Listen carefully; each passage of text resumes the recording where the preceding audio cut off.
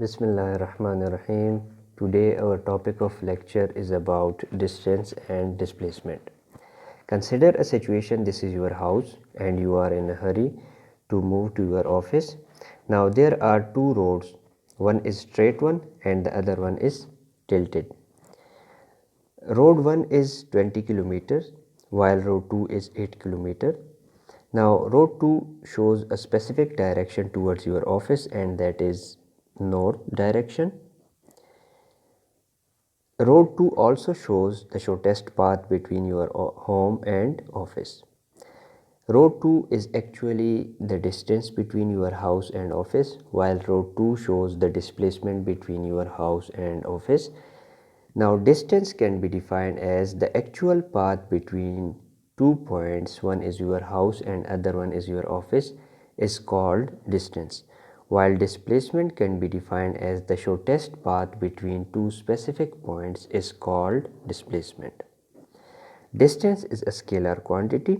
Why it is scalar quantity? Because at every single point the direction of distance changes from the previous one. That's why it is a scalar quantity.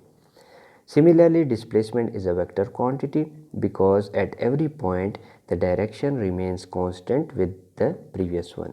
So displacement is always along a straight line, means specific direction. There is no change between direction of single points. Distance can be measured in meters.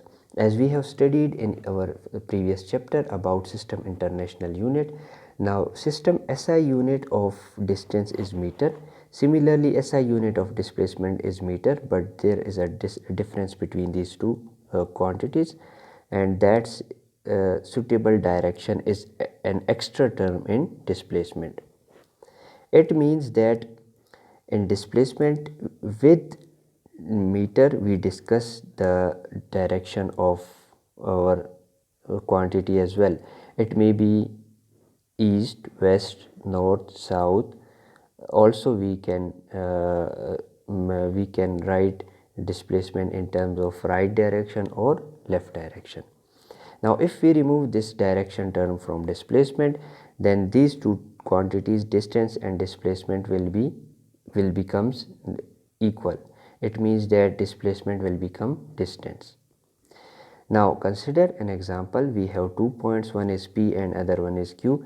The distance between 2 points is 7 kilometers. If we mention only the distance, that is 7 kilometers, then it will be an example of distance. Similarly, if we mention 7 kilometers south, now this is an example of displacement because we have mentioned a specific direction south.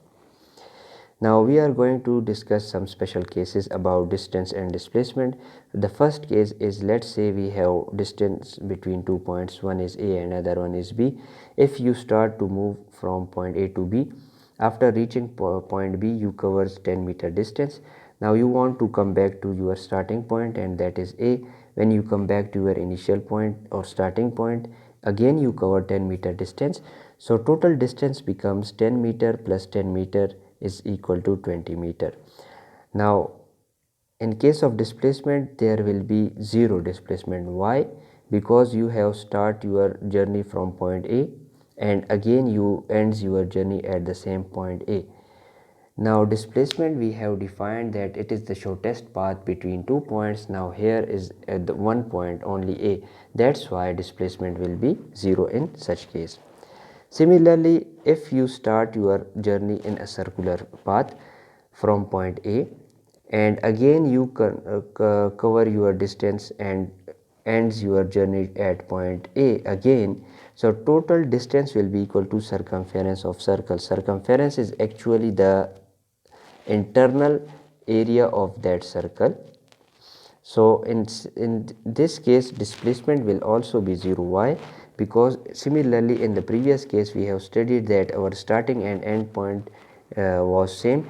In this case again the starting and end point is same. That's why we say that displacement in such case will also be equal to 0.